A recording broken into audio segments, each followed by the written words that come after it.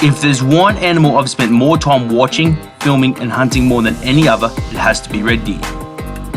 Red deer are what you could say are my bread and butter in terms of what I put the most effort into pursuing. In my early hunting days, they were the only deer species I had access to. I'll admit, when I was younger I had a bit of an itchy trigger finger and was quick to knock over deer at most opportunities. But as I've gotten older, I've focused more on deer management more than whack and stack. Ideally, I try to take friends out to hunt hinds for meat to keep population in check, whilst I spend the ruts trying to find big old stakes for myself or attempted to help mates get onto their first deer. During my trigger happy days, I had a local bloke express interest in having deer in his chitterbox as he was indeed a fan of game meat, so I was pretty quick to help him out with his request.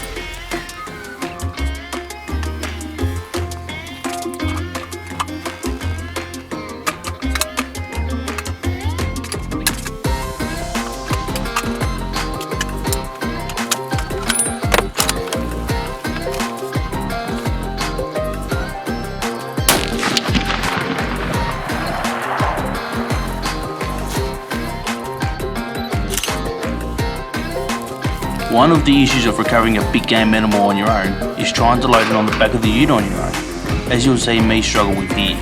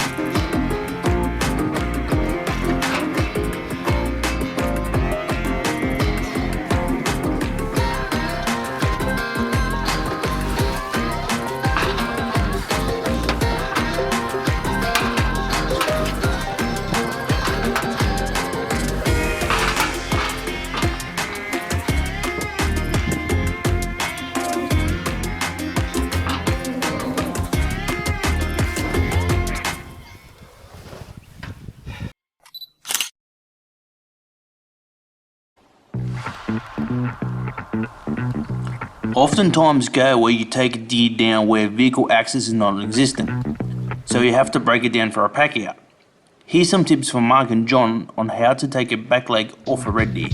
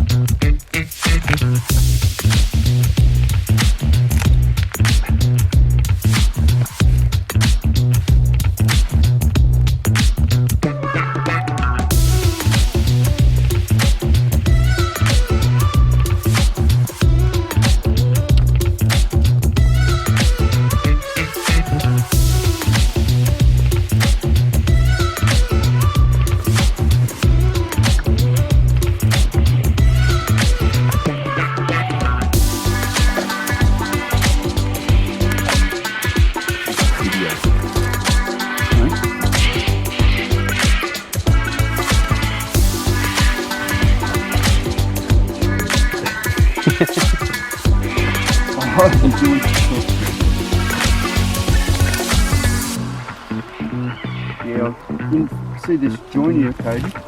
Yep. Just about an inch in front to where the artery is right there. Oh yeah? That's it there. So, you cut that, you get blood. So that's what you're trying to avoid as long as you can, you know what I mean? Yep. You got to cut at some point. Yeah. Yeah.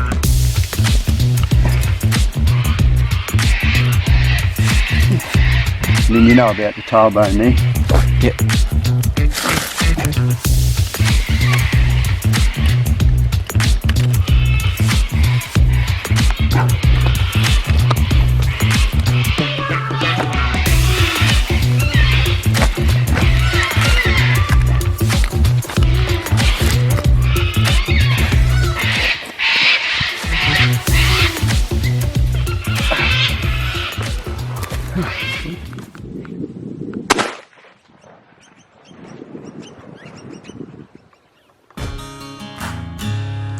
One spring afternoon I spotted a mob feeding on an oat crop, so I grabbed my brother's 7mm away to have a crack at them.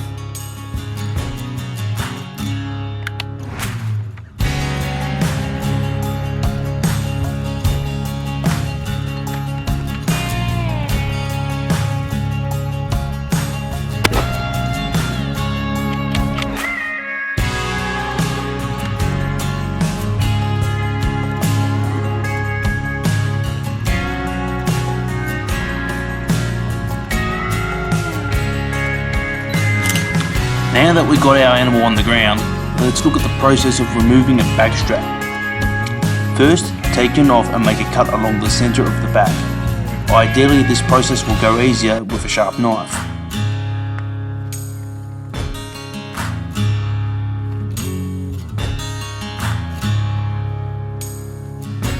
Next, peel the skin back with your knife to somewhat past where the ribs start. Now run your knife along the spine, then make a cut along the ribs.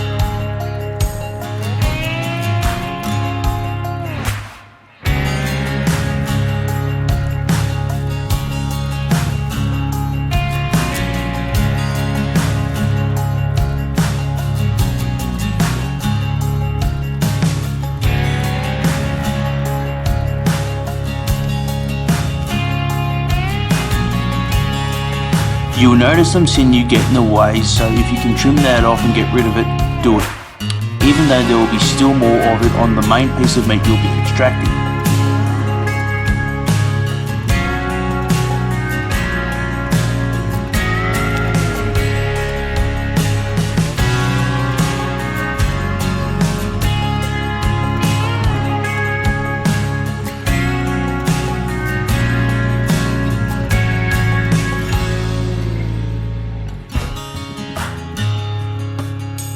Once the first two cuts are completed, you can make a cut at the shoulders or at the hip and start peeling that meat off with some assistance with your knife.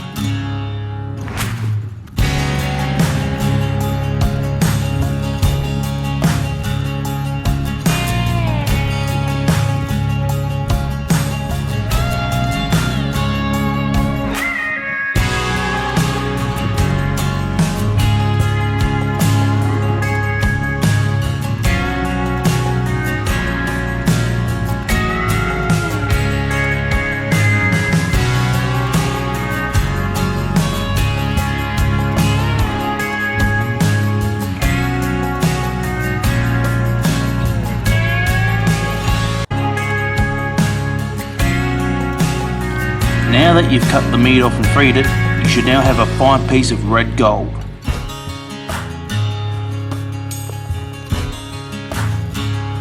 One morning I had Adam out hunting with me when we spotted this knobby head stag. My personal opinion on these things is that they're bad genetics and aren't good at sneaking in breeding hides because the big fur boys ignore them. So I highly encourage Adam to take him in. I think you drive one into his shoulder there. Yeah, now you can.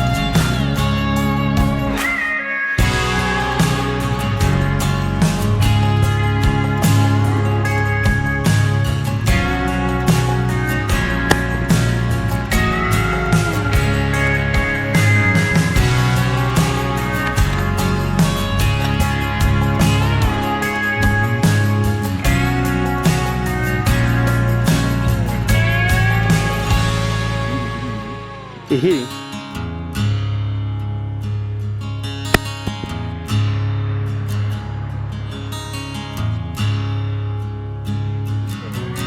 No, I still got him, but he should tip over. Yeah, he's about to tip over.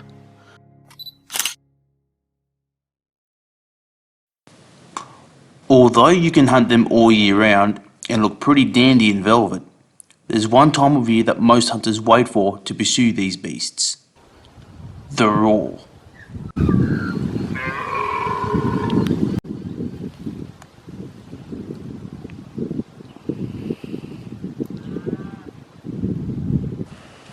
Why is the roar, or better known as the rut, such a big deal to hunters? Well, the simplest reason is because it's the time of year where stags become all dick and no brain. Stags become vocal with their powerful roars echoing through the hills to establish dominance and claim harems of hinds. A roaring stag to an Australian and Kiwi hunter is the equivalent of bugling bull elk to North American hunters.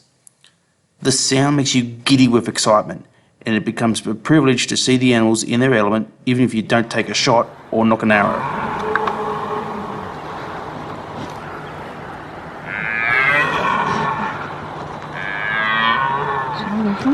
Nah, we'll let him go. He's got so much potential ahead of him.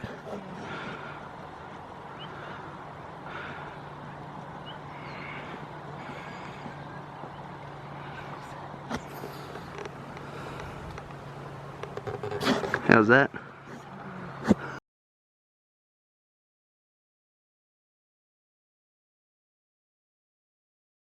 Can't see him.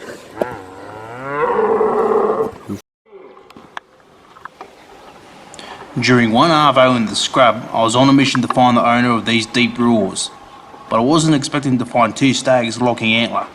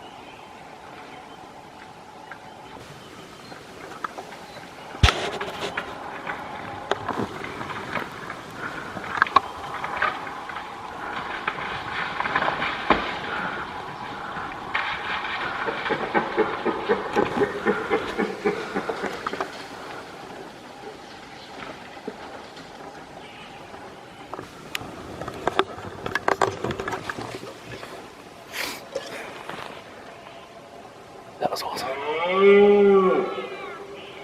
Get to your roll.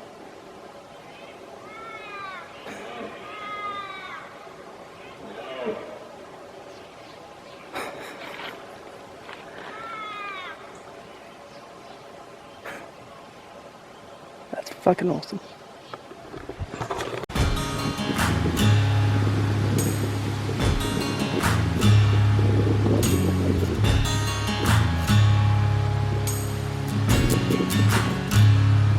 As I mentioned before, during the rut I'll spend time trying to find a big one for myself, although I may take the exception when bow hunting. But more often I'm happy to sit on a distant hill and just watch red deer do their thing, especially when on the clock at work.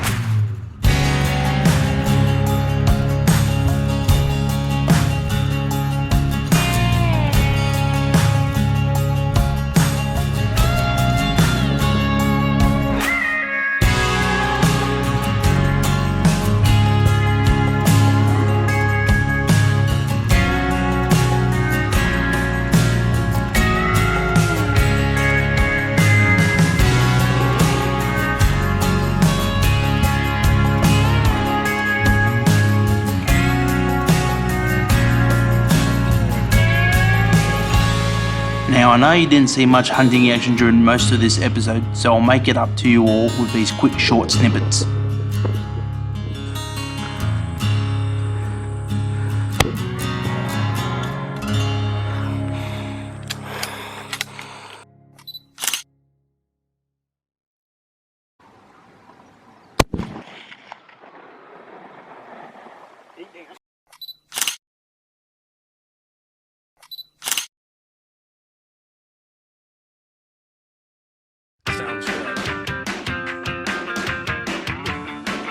Next time we're focusing on chasing one of the largest free-ranging red stags I've ever hunted.